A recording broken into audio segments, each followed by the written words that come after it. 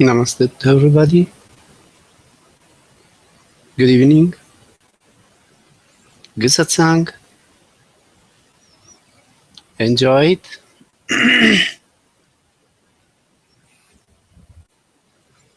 And in order to enjoy it, you have to be concentrated. Moreover, you have to love it. Anything we love, it's beautiful, nourishes us, inspires us. It's wonderful. Things we don't love, they're boring, they're a burden. So, Satsang is a wonderful something. If at my time, when I had relation with my gurus, Kripala Jayab, I could have had the opportunity of listening to their satsang periodically as we do here. How great! How much I would have appreciated it. Satsang with my master was always such a wonderful event. Was always such a pleasure for me. And I hope that for dear ones who attend my satsang, the same pleasure is there. The same beauty, the same intoxication.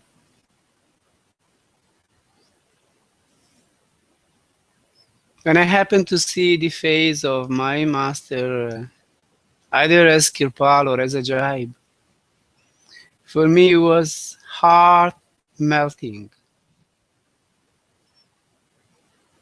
My heart just melted down. And always tears, so many tears flew from my eyes. There was never once that I met my Maharajji as Kirpal or my Babaji as Jaib, and I didn't melt down into tears. Why?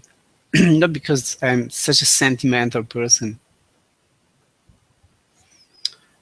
No, just because that beauty that radiated from his face to me was so heart-touching that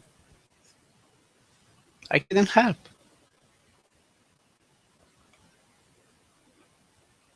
Just melted into tears. They just came out. This deep emotion. In certain occasions, the emotion was such that I had to control my voice because together with the emotion would come like this need to scream, to shout it out.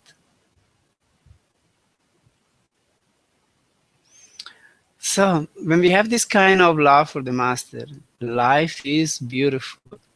Life is meaningful. Life is a purpose. From time to time, I can see my Master, and for me, it is the event of my life. So beautiful. Such a pleasure. Such an intoxication. And come also this wonderful perception of non-power along with him. Along with darshan will come powerful perception of non-power. The energy, the atmosphere will be so charged up, so intoxicating that, seeing his face was just the cherry on the cake. Yeah. It was the highest point. So there, after feeling so uplifted, so intoxicated, so blissful, you see this wonderful face, which radiates the light of God the beauty of God, and what you do if you have a devoted heart. You shed tears. Just as simple as this. So anyway, we are going to have satsang. Let's have it with all the participation, with all our heart, with all our soul, with all of our attention. Let's enjoy it. Let's just become one. Me and you. Me delivering, you listening. Listener and deliverer become one if the attention is fully focused. What else we want? So to begin with, I'm going to sing a bhajan by Babaji. It means Sant Ajaib Singh. And the title is Tera Sab Duniya To Sona. Oh, true Guru, you are the most beautiful of the whole world. He's telling the same thing, you see. For him, his Sadguru Kirpal was the most beautiful of the whole world. Why? Because he loved him so much. Love beautifies everything, he used to say Lord Kirpal. Love and devotion beautify everything. So let's listen to this beautiful bhajan. I'm going to try to accompany a little bit with the tampura. So listen with attention, try to get the wave, swim with it, dive into it, enjoy it.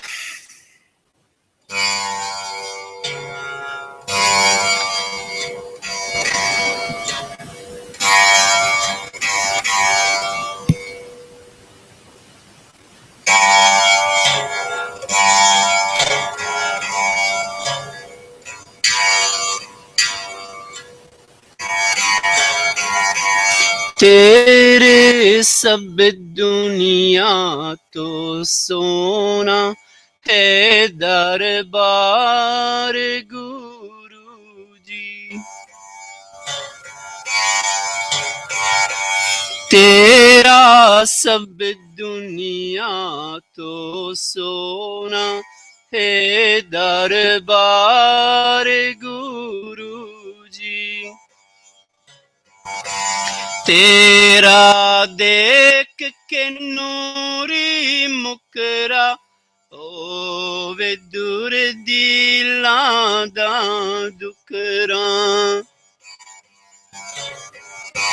तेरा देख के नूरी मुकरा होवे दूर दिलां दा दुकरां जे कोई नाम नाम दा बुकरां की तपार गुरु जी तेरा सब दुनिया तो सोना है दरबार गुरु जी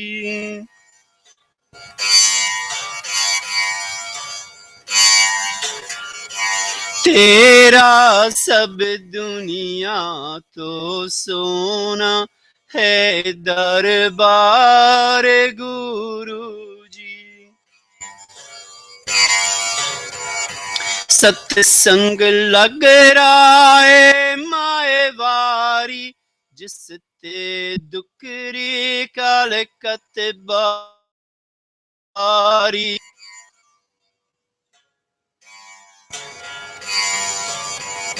सत्संग लग रहा है माए वारी जिस ते दुकरी काल कतबारी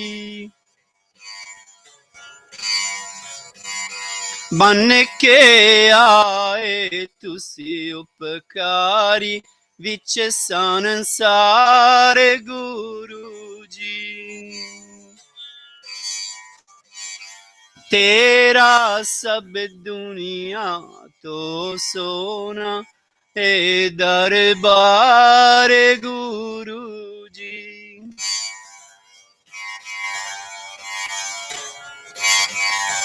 तेरा सब दुनिया तो सोना है दरबार गुरु जी। जे हर रमज तेरी जनन होई मौज प्रेम दमानन। जे हर रमज तेरी नु जनन सोई मौज प्रेम दमानन। हो गया अंदर ओन द चनन बेद बार गुरु जी।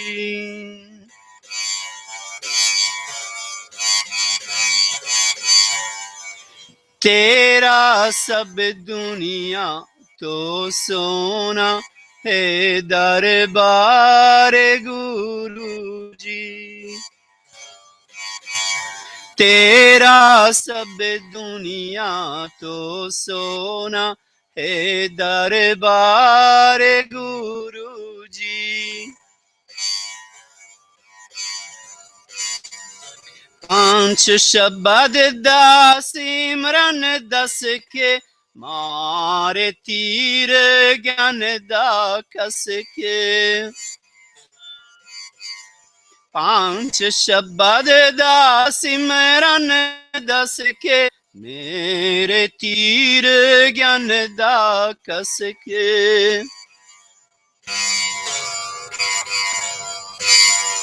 सीधा सच कंद दे राह दस के हारे उपकार गुरु जी।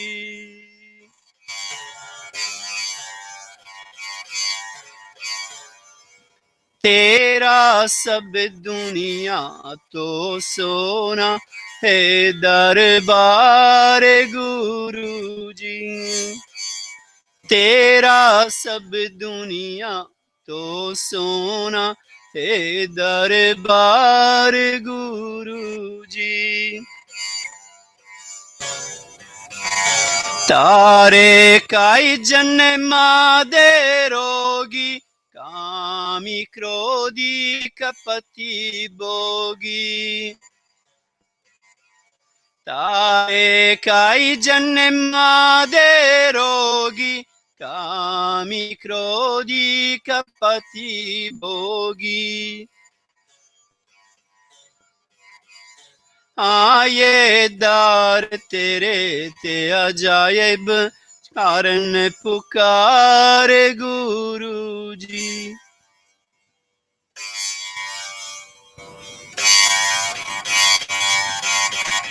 तेरा सब दुनिया तो सोना है दरबार गुरु जी। तेरा सब दुनिया तो सोना है दरबार गुरु जी। तेरा सब दुनिया तो सोना है दरबार गुरु जी। है दरबार गुरु जी।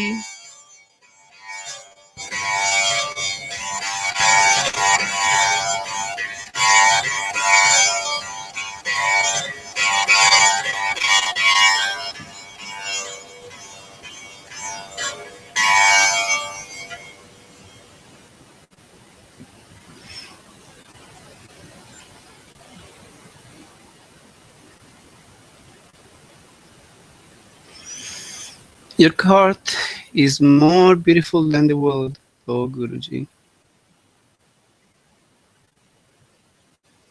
which is the court of the Guruji. His face is the court of the Guruji. His eyes are the door to the entrance of his court.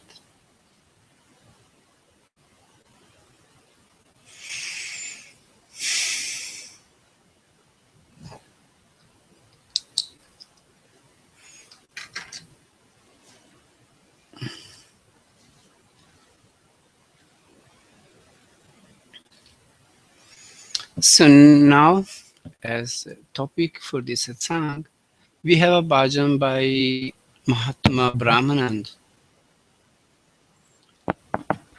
There are a few bhajans of his in the bhajan book that we have. Mahatma Brahmanand ji was from Rajasthan, so I'm sure Sanji knew about him because he was a local saint. And because of this, some of his bhajans have been introduced in our bhajan book. So among the 3-4 bhajans of his which are included there, this is what I like the most. I've been loving it always, sang it many times, and it was always a deep touch for me. So I hope it would be the same for you. I'm sure most of you know it. And if you want, you can sing with me the chorus. So this is Gatahimea Vinashi Sadhu.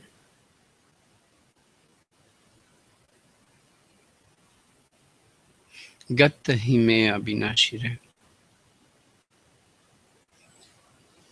Oh Sadhu, the indestructible one is within you, is within us.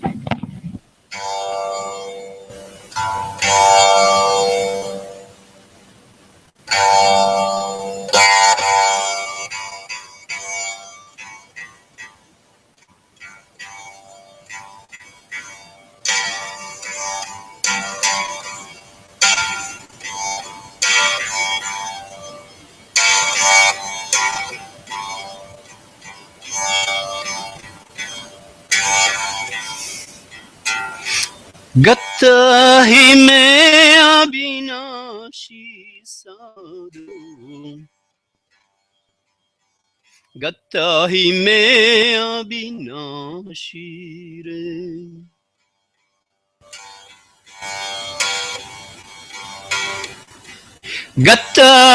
Gatahimea Vinashi Sadhu. Gatahimea Vinashire. Kaere nare Mathura jave. Kae jave Kashi re.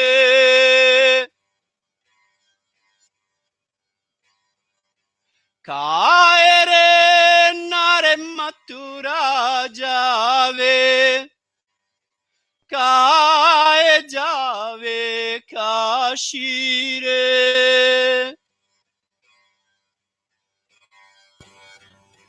Tere tan mein vasse Niranjan. Jo vae kunt vilasi re. Tere tan mein vasse Niranjan. Jo vae kunt vilasi re. Gatahimea Vinashi Sadhu. Gatahimea Vinashire.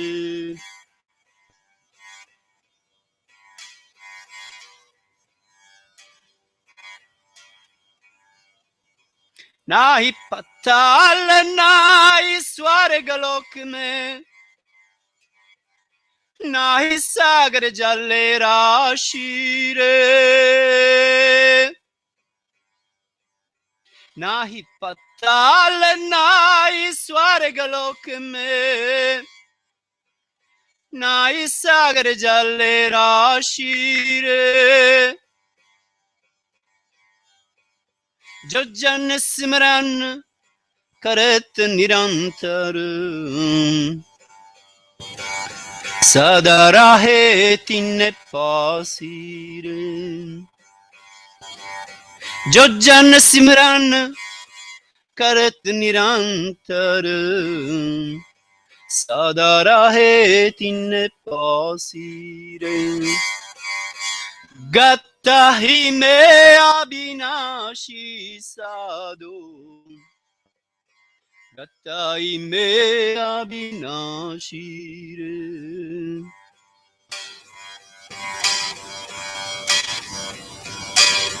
गता ही में अविनाशी साधु, गता ही में अविनाशी रे।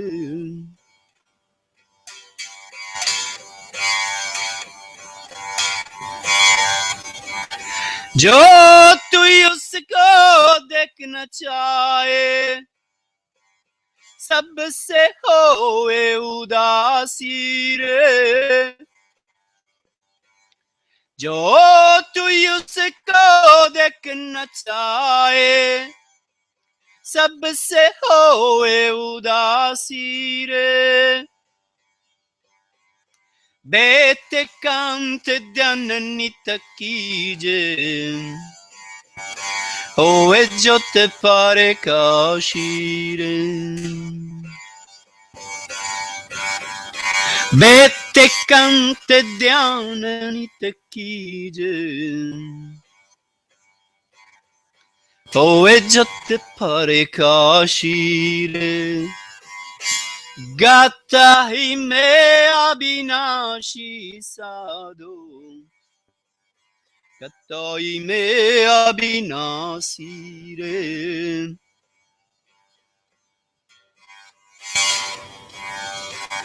गाता ही में अविनाशी साधु,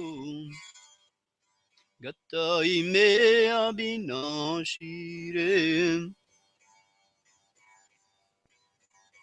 हृदय में जब दर्शन होवे, सकल मोत में नाशी रे।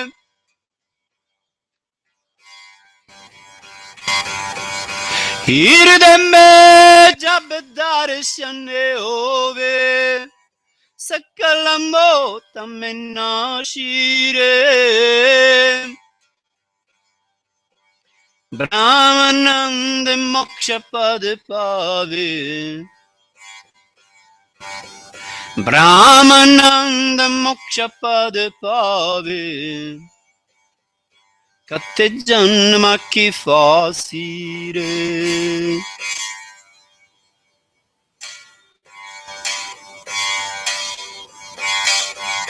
गाता ही में अविनाशी साधु, गाता ही में अविनाशी रे।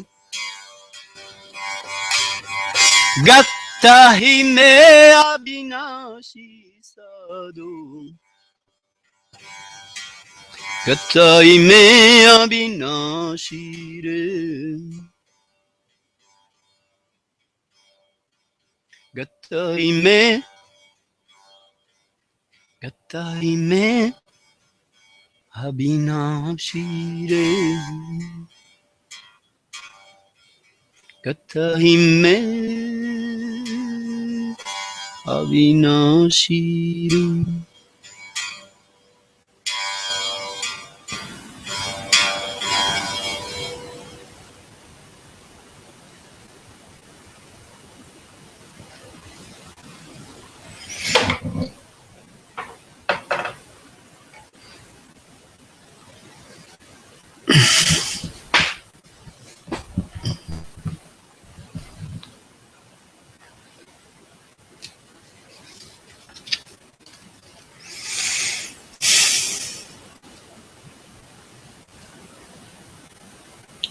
So as we said, this is bhajan by Swami Bramanand or Mahatma Brahmanand.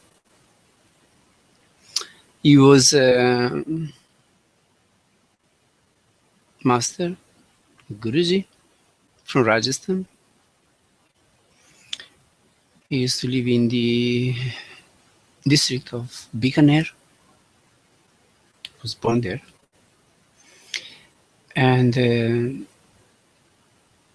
he had this inclination towards spiritual practice. This innate need, as it happens very often with most of the great masters, right from his boyhood or childhood, childhood we have some kind of an inclination, and then it develops in the boyhood, and in manhood we realize it. If it is very intense, if it is real, if we persist, persevere, we keep going, we keep practicing, then eventually we realize it. So it is like this with all of those who have a longing right from the beginning. These are ready souls that come into this world, tendencies, inclinations, mentality, needs of a certain kind, like great musicians. Right from their childhood, they sit there at the piano, they pick up a guitar, or according to the habits, these instruments they use in the place where they live, maybe a sitar, maybe a rabab, maybe anything, piano, harmonium, whatever, a drum. And they play on it right away. It's very easy for them. You can see kids at 6, 7 years old. They can sing wonderfully. They can play instruments wonderfully. Why? Because they have done it already. They are expert. So they come into this life, and right away these tendencies, these inclinations, these impressions that we carry with ourselves from a lifetime to another, they come back. So for great saints, for great meditators, those who have done a lot of meditation, also the same. This inclination comes back right away. Sometimes in the childhood, sometimes in the boyhood. But it comes back. And it comes back with an incredible impetus, with an incredible power, with a, dying need. Either you realize this or you die. That's how you feel. That's how I felt when I went to Massacre Park. I felt either I find God or I die here. Or I get crazy. I have to find this divine perception. Otherwise, my mind will drive me crazy. I have to feed this my inner need. Otherwise, I die starving. Starving of this lacking of divine perception. So Mahatma Brahmanand ji also had this inclination right from his boyhood. So, he was a Hindu. So he studied the Bhagavad Gita, he studied the Upanishad, these Hindu scriptures which are mostly common among the Hindus. So, he colored his mind with this philosophy, with these concepts, these ideas. And he went on pray to Lord, the one, his Ishtadeva that he chose, maybe it was Lord Krishna. He kept praying to him, give me your darshan, let me see you. But then he grew up into his boyhood somehow, and he developed some strange habits. He was stepped into magic, hypnotism. He would hypnotize people and make them fall on the ground. There are some people who do this. I've seen people like this, doing this. And he was doing this. And some people, were harmed by his practice, but he didn't care. He was full of ego. It was very much for debate. It was very much for showing out that he knew a lot, and he wanted to, argue and talk with people, showing out how much knowledge he had. Moreover, then he acquired this kind of supernatural power of hypnotism and capacity to hypnotize people and let them fall right away on the ground. Sant Jai Singh told sometimes that he had also this capacity when he was, in his search. He developed, maybe he met some sadhus who taught him this kind of practice, and he was also doing this, and he thought to do it with Master Kirpal when he met him, but it didn't work with Master Kirpal. Instead of Master Kirpal falling on the ground, it was a jive falling on the ground. So the same story goes on about, it has been told many times by Sanji, about Guru Gobind Singh also, when he met a disciple of his in Gujarat, in Maharashtra, when he was in Maharashtra area.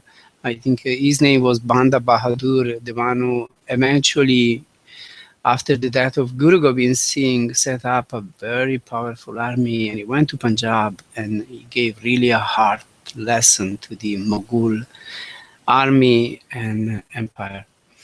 So anyway, when Guru Gobind Singh met Banda Bahadur, he also had this habit of this capacity of making people falling at his, on the ground by his hypnotic powers.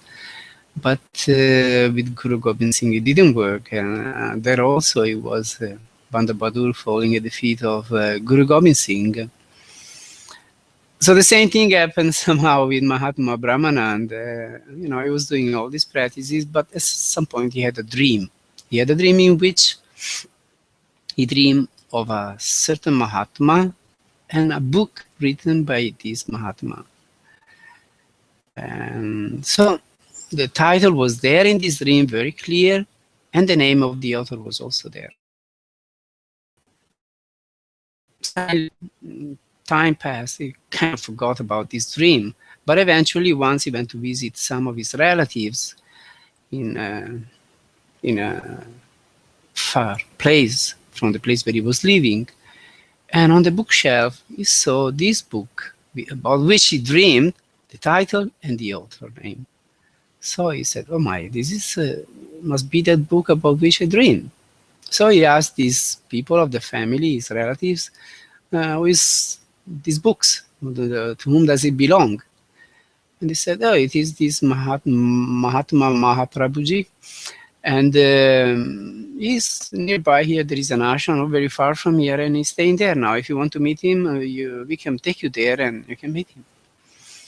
So they took him there, and when he arrived there, this Mahaprabhuji was giving Satsang, and this Bramanand had this habit of arguing with everybody, and also this capacity of making people falling on the ground through his hypnotic powers. So he thought to do the same with this Mahaprabhuji, and it didn't work with him either. And when he tried to do this, he was, when he looked into the face of Mahaprabhuji, Mahaprabhuji looked back at him, and instead of Mahaprabhuji falling down on the floor, it was Bramanand falling down on the ground, and he went out of his body and he went into a samadhi. And there he had very powerful experiences. So after coming back from the samadhi, he recognized the power, the greatness of his guru. He bowed down to him, and from then on, he served his master for the rest of his life. And then he began, composing bhajans and singing bhajans right away to his master. Right after this experience, he just then and there was inspired and sang a bhajan, which was just an inspiration of the moment. And from then on, he kept writing bhajans. So he was a very, very prolific writer of poetry and bhajans, and he loved very much the bhajan practice, singing the bhajans. He got so intoxicated by singing the bhajans. It's a very cheap way, I would say. It's a very easy way of getting tuned with God's power, with God's presence, God's intoxication, this singing of bhajans. But if it is done properly, if it is done in a very professional way, with open heart, with full devotion, with full love, with full concentration, and you also add to it your professional capacities in singing, then the singing becomes a very powerful tool. If you don't sing this way, then no, it doesn't work. So if you are not able to sing very well, we have to practice and practice and practice. Maybe in that time you will be able to learn 1 or 2 bhajans properly. Okay, so at least try. Learn 10 of them if you are not capable of learning more. But at least those few that you want to sing, just keep singing them, learn them properly. Then maybe you can sing and get the benefit of the singing. But if you have easily this inclination and it's easy for you, you have a beautiful voice, melodious voice, and you can sing properly, then, oh my, the bhajan singing is a very easy way of tuning in with God's presence, with God's love, with God's devotion, God's intoxication. So anyway, Mahatma Brahmanand was a prolific writer. He wrote many poems. There is a book full of his poems, which he and then his devotees, those who afterwards attended his satsang, used to sing. Masters do not write bhajans just for themselves, of course.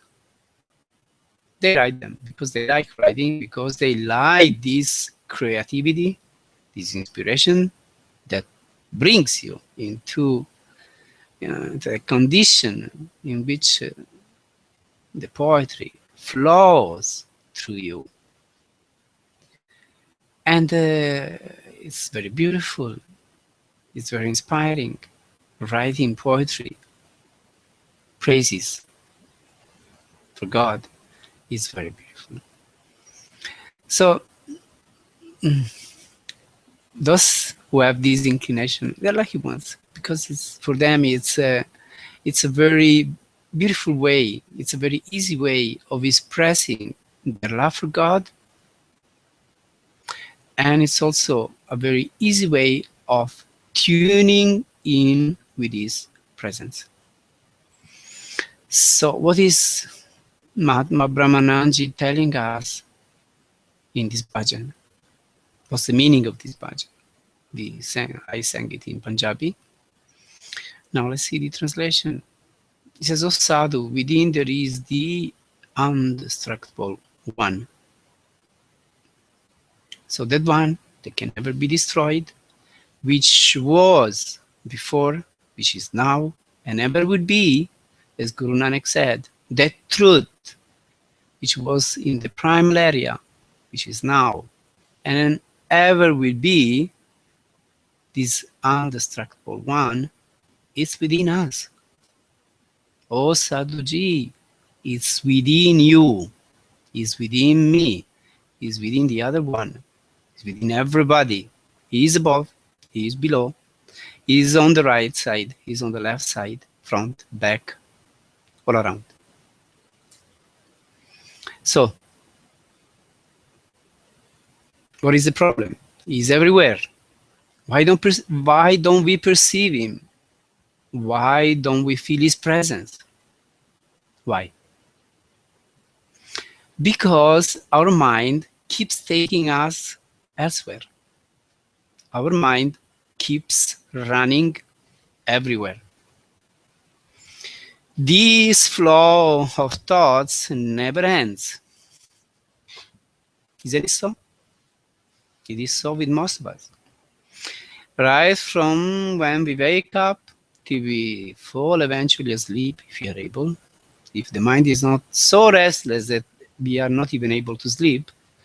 Anyway, if you are able at least to rest and have a good sleep, sound sleep, Right from the moment we wake up to the moment we fall asleep, this river of thoughts keeps happening into our head. So as far as this mind is active, this thinking goes on, we cannot perceive this all-pervading power of God.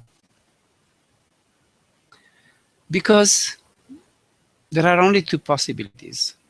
It's very simple. Most of the people in this world say, I never saw God, I never felt his presence, I don't know who is he. Even those who believe, those who are believers, most of them have not have any perception of his presence. Most of the religious people, those who have a kind of a faith, who believe in doctrine, theology of a certain kind, they just believe, they never experience. So why they don't? Because in their life they never experience a moment of peace, a moment of thoughtless, mindless, means mindless not as madness, but mindless as no thoughts. Consequently, as far as the mind is active and keeps thinking, we cannot perceive him, because the mind is like a wall. It's like a screen that impedes us from going within, and also impedes this power to flow within us. It's like a dam. The mind is like a dam. Does not allow the flowing waters of divine power to flood us. So unless we make an opening, we create an opening at this dam, there is never going to flow any water. And in order to make an opening, at least a hole, a small opening, we have to quieten at least a little bit the mind. Otherwise, it never happens.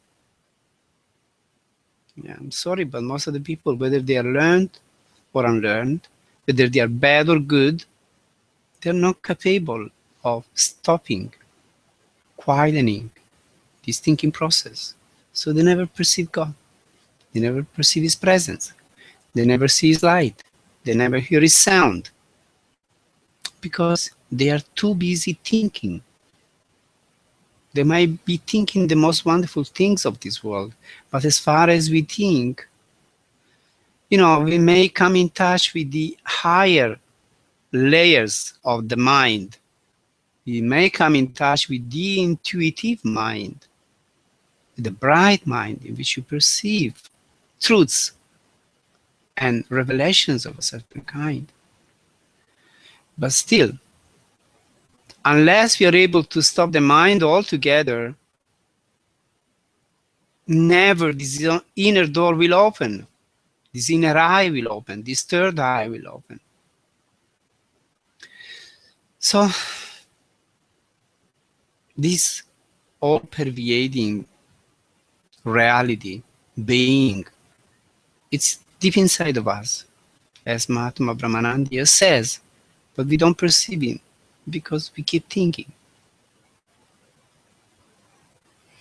So if we are members of a religion, if you are born into a religion and we believe, we keep believing in all what we have been taught when we were children, we may do religious practices. We may go to the temple, we may go to the mosque, we may go to the church and do the repetitions, maybe some singing for 20 minutes and half an hour, whatever. But also this doesn't take us to this divine perception, because even when we pray, the mind is always wandering.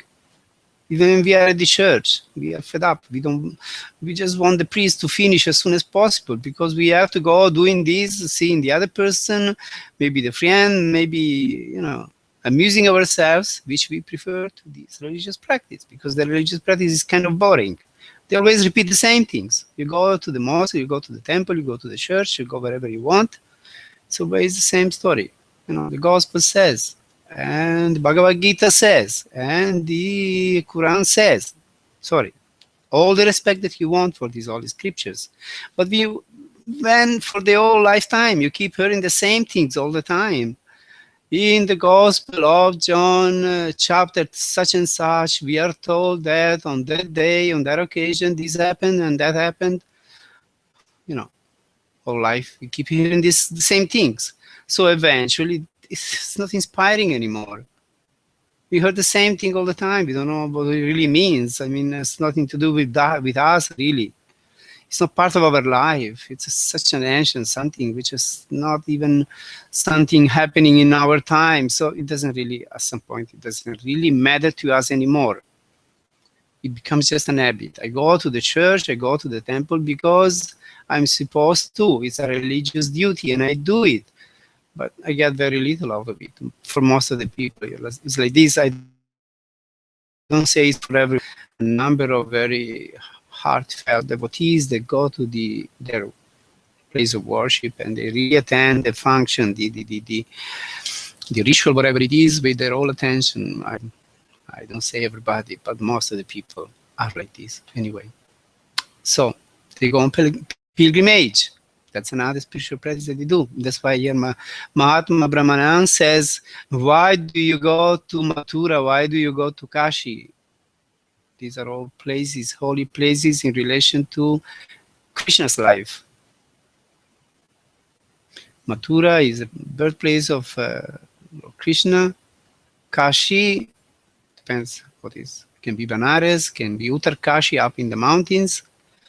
I don't know what it means here, but anyway, it's a holy place of worship or a pilgrimage, and people go there, you know, sometimes walking hundreds of kilometers. In India, they're capable of doing incredible things.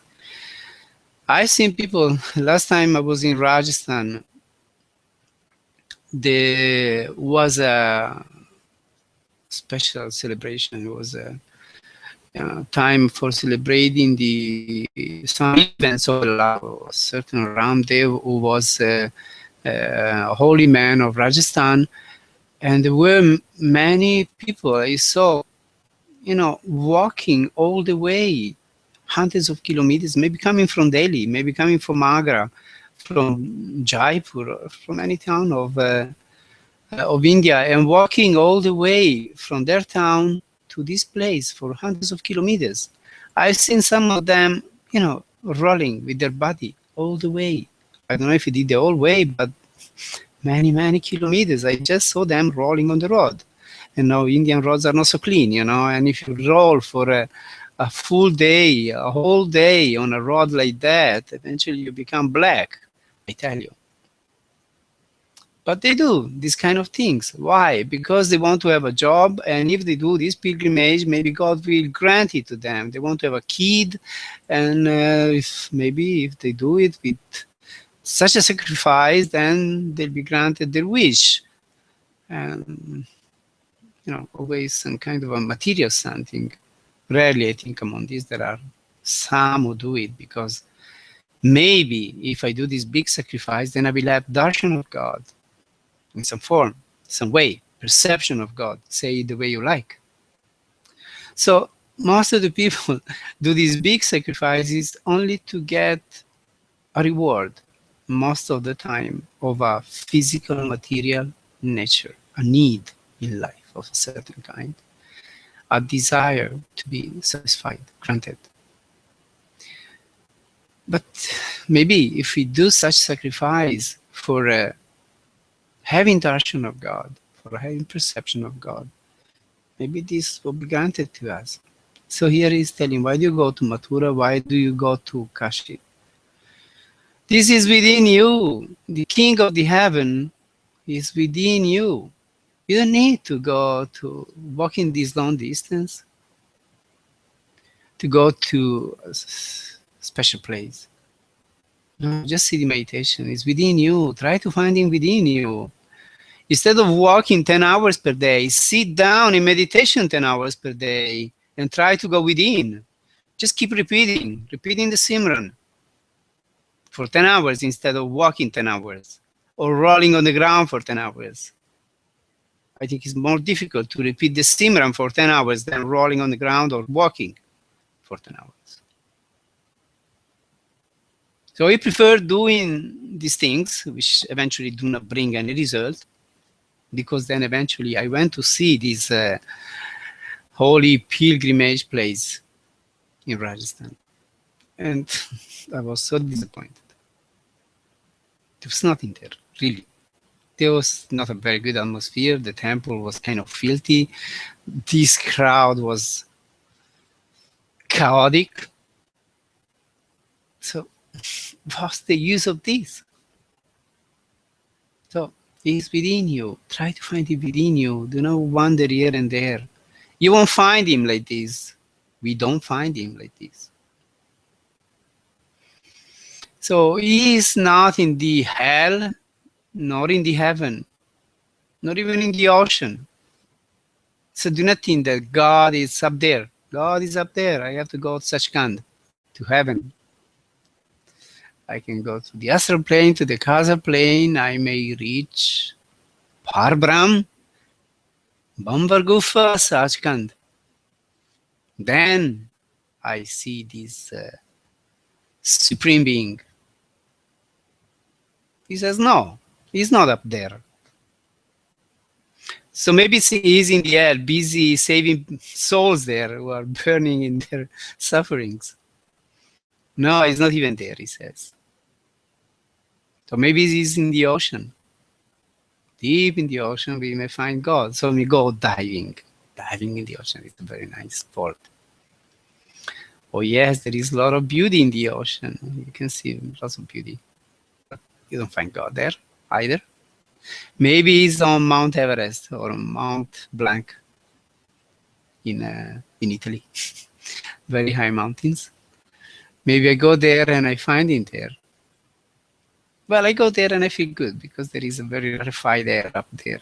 Mountains are beauty anyway. So it gives me some kind of beauty, some kind of light-hearted, some kind of pleasure. It's beautiful to be in the mountains and see this beautiful sight and breathe this beautiful air. Yes, but I don't perceive God. I'm sorry. It's beautiful, but maybe sometimes I might have some peace of mind. Yes, some stillness. Some moments in which I feel very good. It happens. But, tuning in with God power is something else. Again. So he says he's not in the heaven. He's not in the hell. He is not deep in the ocean. We can add, he's not up on the mountains. So where is he? He lives within the man who constantly does the repetition of Simran. That's it. As I said before, much easier to go walking for 10 hours per day. Much easier to go rolling. Much easier to go diving into the ocean than to fight with the mind and try to do Simran, constant Simran. I keep telling it all the time. When I give seminars, retreats, when I give satsang, at any circumstance, in any place, here also, I keep telling, try to experience at least once in your life, give a period to this. Take a period, a week, 10 days, 15 days. Go in a solitary place, be just by yourself, alone, and just keep repeating Simran. Right from the morning, early morning when you get up, till the night when you fall asleep. Just keep repeating the Simran. You may do it in any way you like, mentally, verbally, singing it, using a mala, not using a mala. I don't give any limits. Do it in any way you want, but do it. Quantity brings quality. Some people say, oh, I want to do mental Simran because verbal Simran is not very effective. The thing is, they don't do either verbally nor mentally. Because to do it mentally, I tell you, is difficult. You know, in Sant Mat, we have some sayings of Kabir, we have some saying of this Mahatma and the other Mahatma. They say, do not repeat Simran with a mala, do not repeat Simran verbally, do it with your heart, do it mentally, because then it really leads you to God. But I think we should tell these Mahatmas that, look, dear one, maybe you are capable of doing this, but most of these people to whom you are talking, they are not capable of doing it. So, okay, let us help them and inspire them to do it in any way. It doesn't matter the quality. The quality eventually will bring, the quantity eventually will bring the quality. If we pretend that we have the very high quality right from the beginning, then we are deceiving ourselves. It's like pretending that somebody who starts playing an instrument, learning music and learning to play an instrument, we pretend that he sings those very fine symphonies that an orchestra is capable of playing. We are foolish. It's not possible. So begin in any way you want. By any means, do it. Do it. Keep doing it. Take a few days. Maybe to begin with, take a day and say, oh my God, in this day, I keep doing the Simran the whole day. And doesn't matter how difficult it is, I keep doing it. So start with 1 day. The next time, maybe you take 3 days. The next time, maybe you take a week. Maybe a month later on. This way, you begin to experience that this God is not in Satchkand, He is not in the hell, He's not in the mountains, He's not in the ocean, He is within you. He's within you, He's outside of you, He's everywhere. He is the angels, He is the gods, He is the man, He is the nature, He is everything. He is one, He is many, He is everything. So then all these fights fall down, you know, crumble down. What is God? So many people say so many things. You know, all these people, they should at least add to what they say, this is my experience. Do not pretend that your experience will be the same as mine. Keep in mind, I'm telling to you my experience, but be sure your experience will be different. So do not pretend to have the same experience as I've had, because we are all different. Your experience will be at least a little bit different than mine. Maybe very different than mine. So, you know, there are many theologians, there have been many theologians, many religious people who have written, you know, those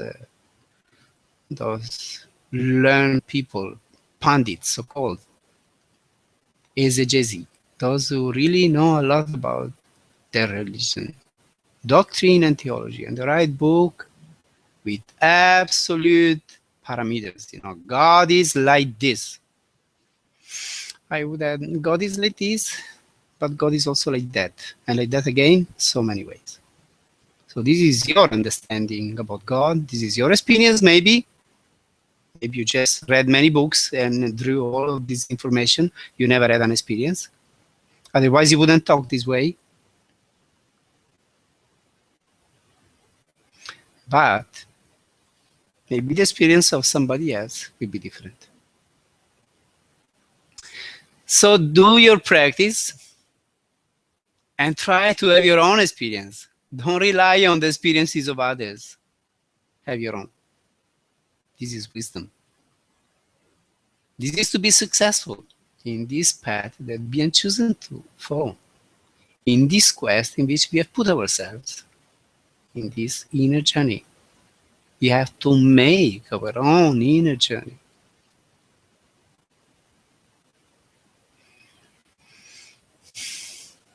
If you want to see Him, detach yourself from everything and everybody. Sit in solitude and do every day dhyan, then the light will be lit.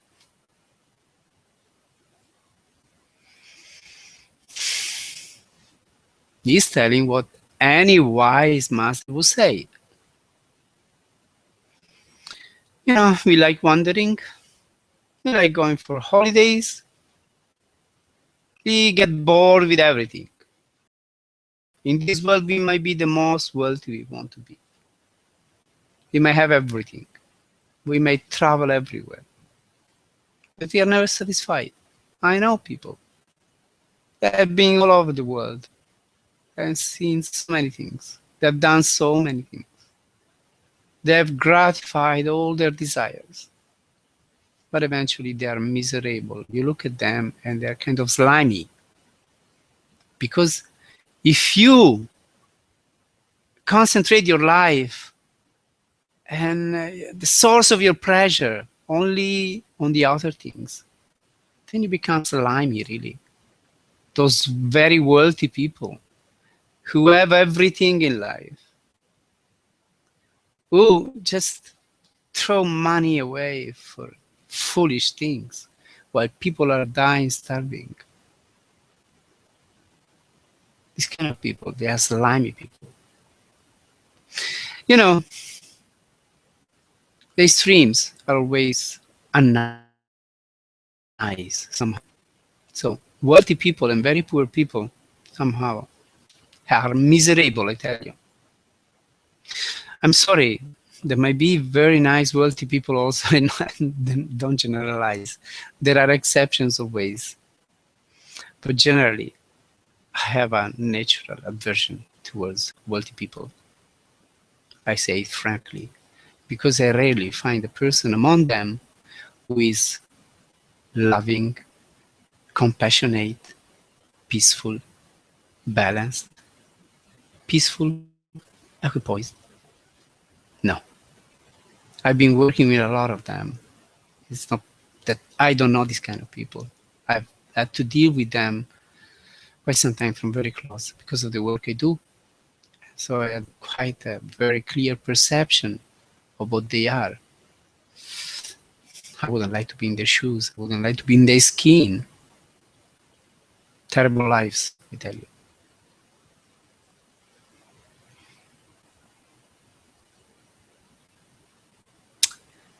So, Mahatma Brahmanand is telling us what we have to do. If you want to see this, perceive this supreme being, this indestructible being, what we have to do.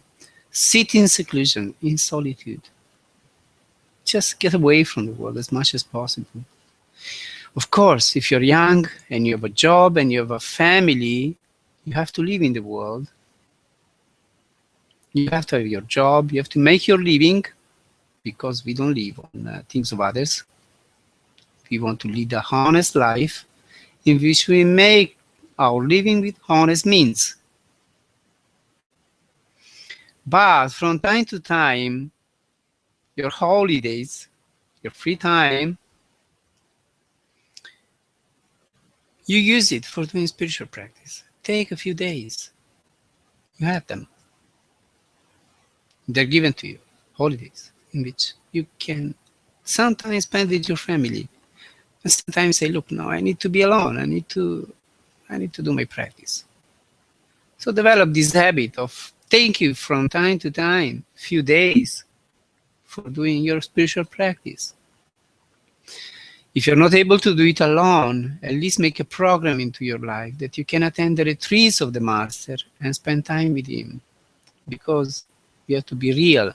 For most of the people, doing it alone is very difficult. But doing it with the Master, it becomes much easier. Because around the Master and in the place where he lives, there is a very charged up atmosphere, which is very conductive, very helpful for doing our spiritual practice. So dear ones, try to make a program into your life so that you may at least attend the retreats of the Master.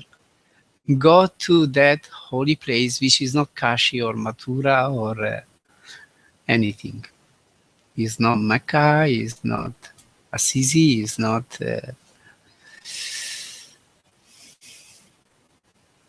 Rome, the Vatican. It's none of this. It's the place where the master lives. He's alive. Around him there is an atmosphere. In the place where he lives there is an atmosphere, which is very conductive. And it helps us a lot. Moreover, when we go to attend the retreats with the master, he will give us satsang. He will tell us all the time what's the right thing to be done. He will keep renewing our commitment, our understanding of life, the path, truth of existence. In this way, we will keep growing. So at least make a program into your life in which you take your time, not for going to fool around here and there. No, you go to attend the retreats of the master and experience this beautiful atmosphere, these inspiring words, these beautiful bhajans, intoxicating bhajans that we do, and you get recharged so that you can face the next few months from a retreat to the other with bravery, with a good feeling, courage, feeling good, no stress, nervous, tense all the time. Peaceful, very peaceful, very joyfully. Capable of facing the challenges of life with a smile on your face, with a detached attitude, with a wholly detached attitude. Isn't it great? Yes, it is. If we all could do this, our life would be wonderful, I tell you. Be a dream.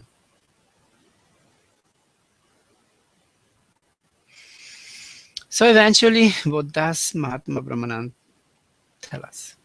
Just when this bhajan, he says, when one has darshan in the heart, all the attachments and ignorance disappear.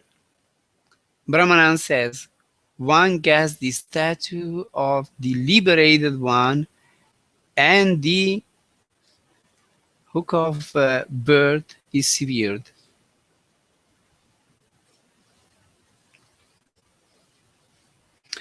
So, if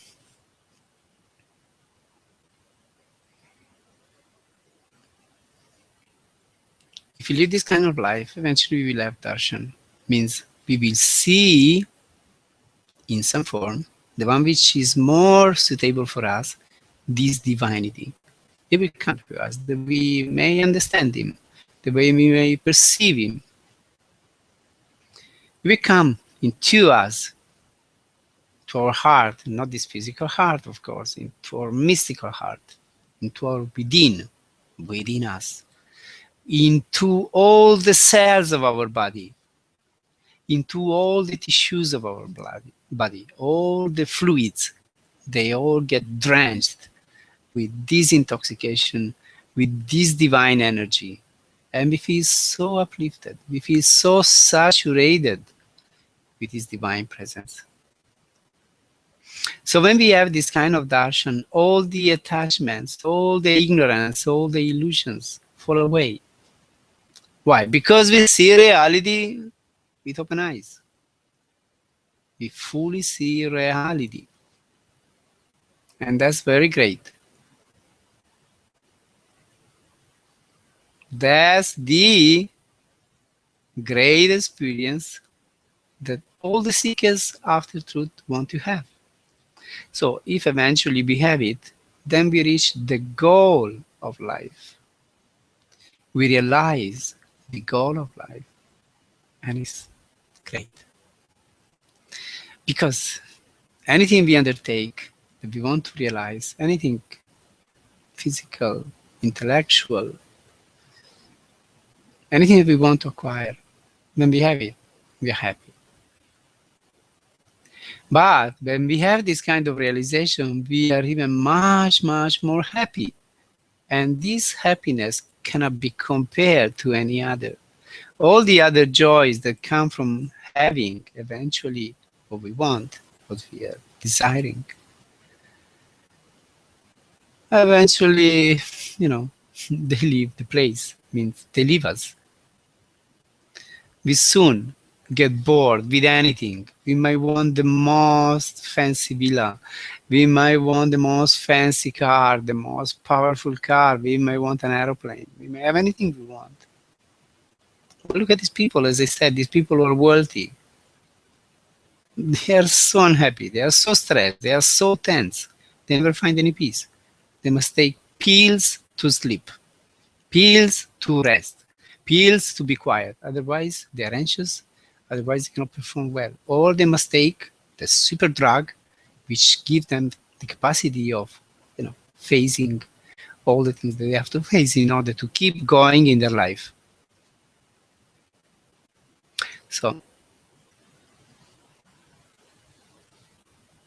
anything material is never going to make us happy.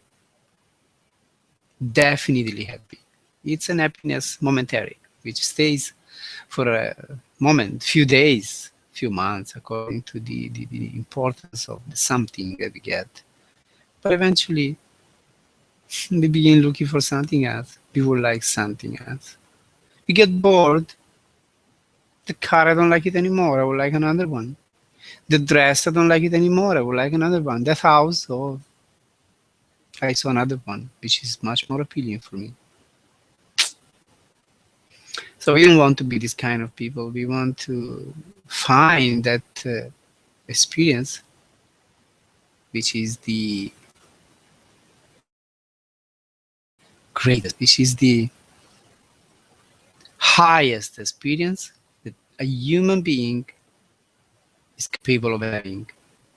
And that is having his darshan, perceiving God, feel our being, saturate our being with his presence. Damn, we are really happy. Damn, we are really satisfied.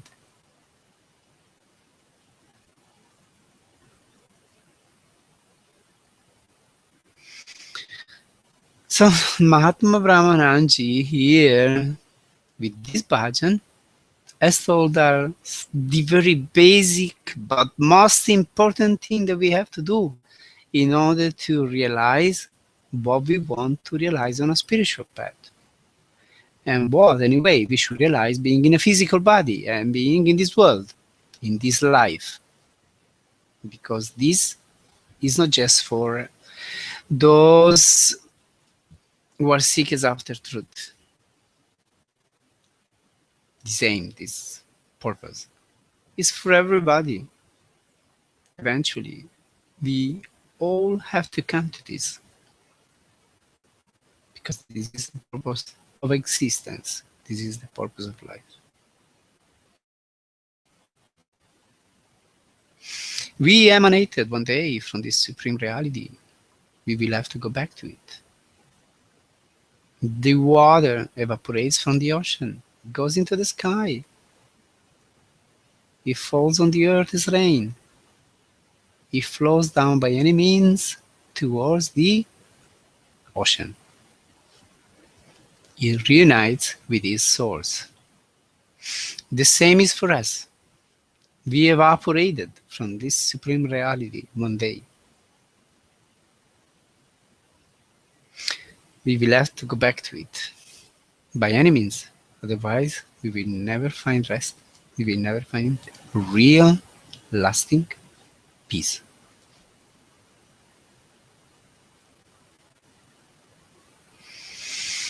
Okay, dear ones, now I sing bhajan again or something. And then I got a little bit of meditation and we try to and try to tune in and get his presence, get absorbed into his divine presence.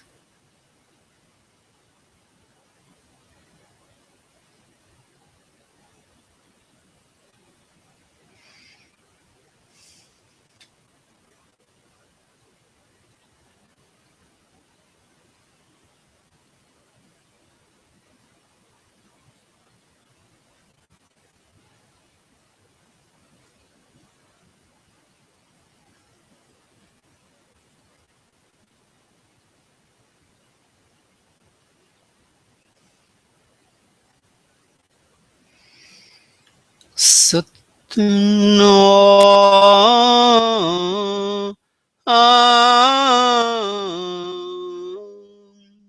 Satno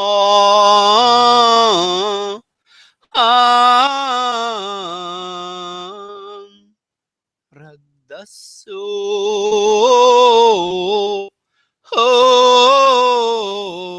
Ami Radasso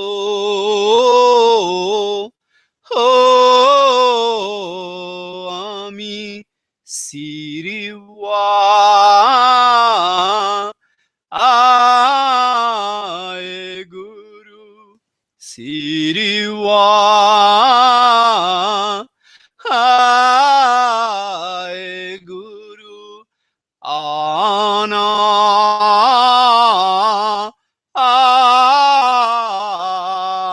Ami Ana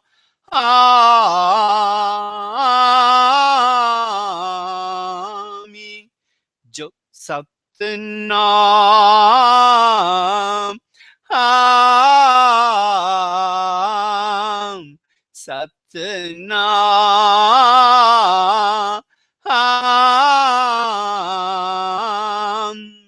Radasso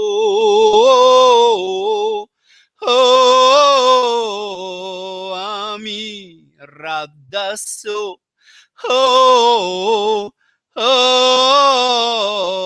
Ami Siriwa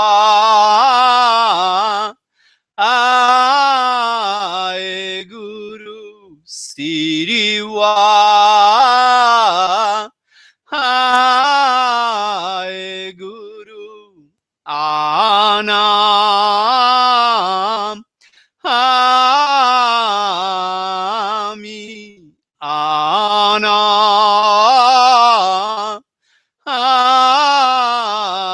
Ami Satna Am Satna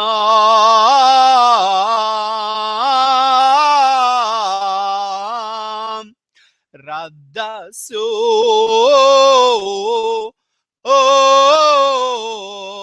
Ami Radaso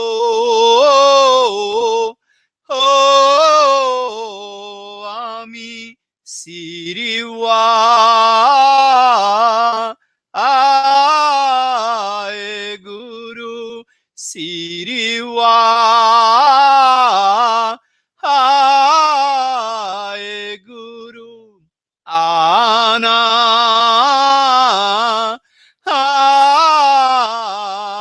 Ami Ana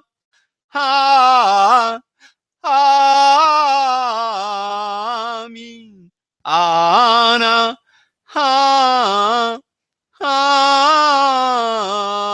Ami Ana Ami.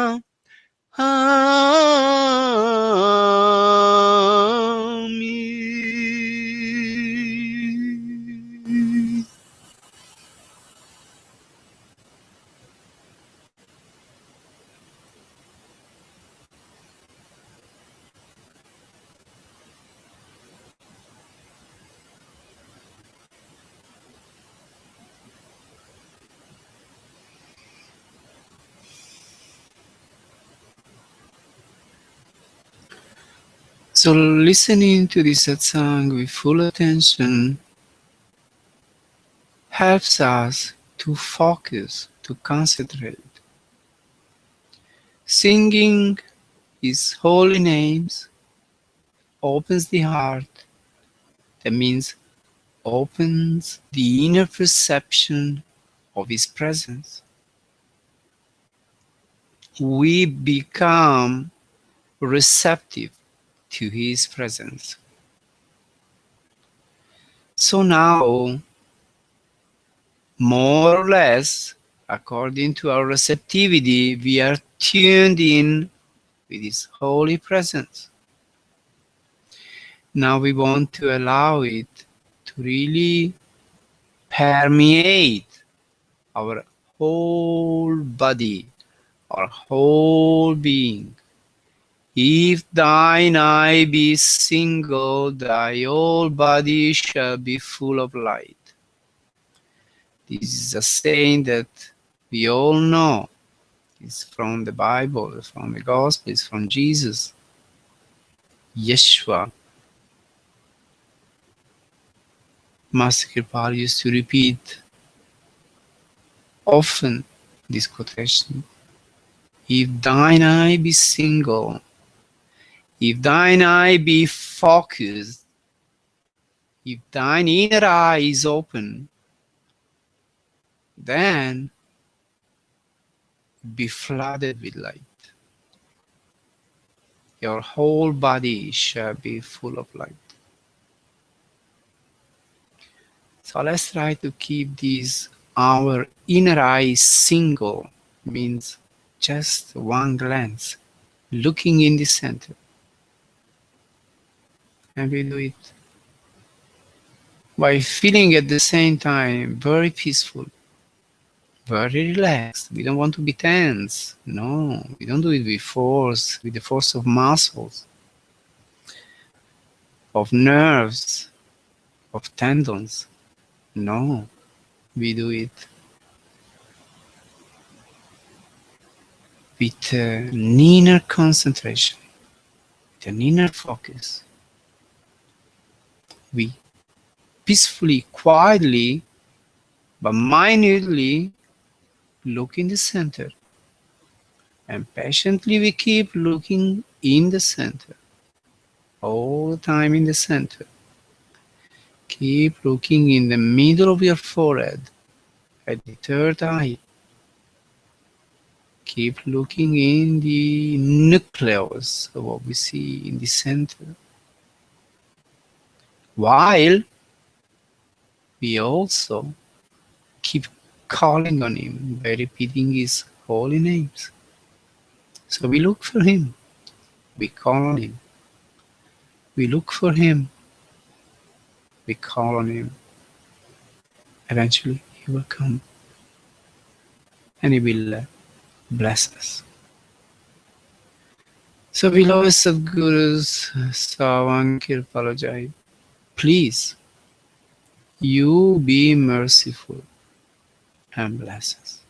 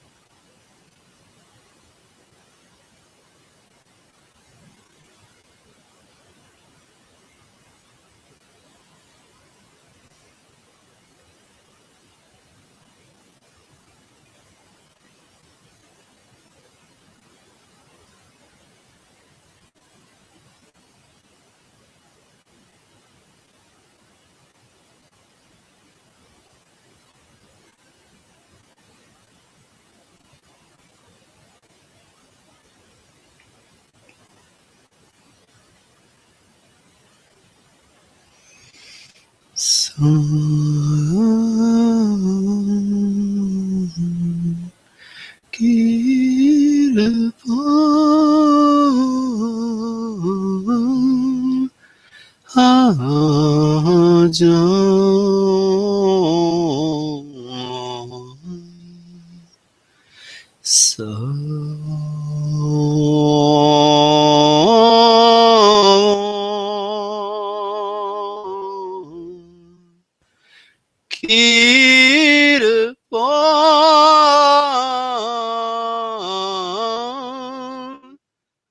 Ajan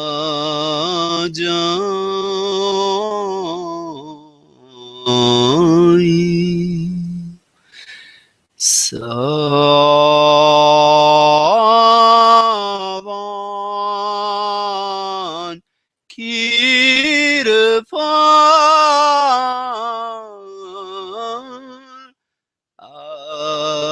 Ajai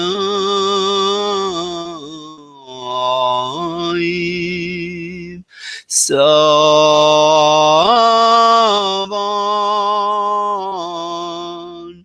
Kirpan Ajai Savan Kirpan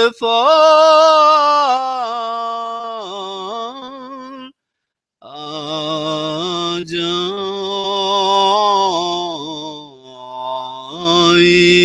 Savan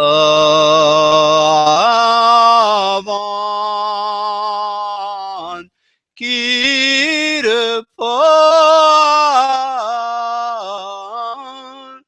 Ajai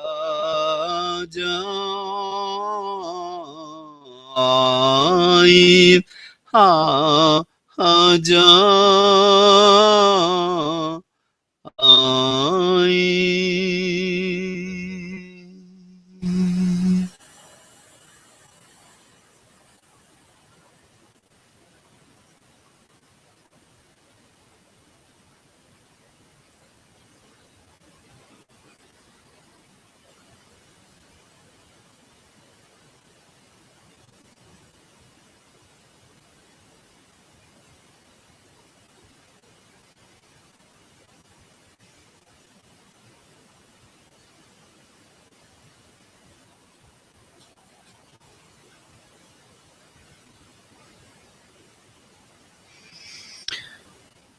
There is nothing sweeter than the name of the beloved. Moreover, if this beloved for you as manifested in a physical body, and through that physical body you have had the perception of the Supreme Beloved, and because of this you find it so sweet, so nice to sing his name. You're singing the name of somebody that you've met, that you have loved, with whom you have exchanged words, glances, waves of love. This is great. Much greater than singing Hare Krishna, much greater than singing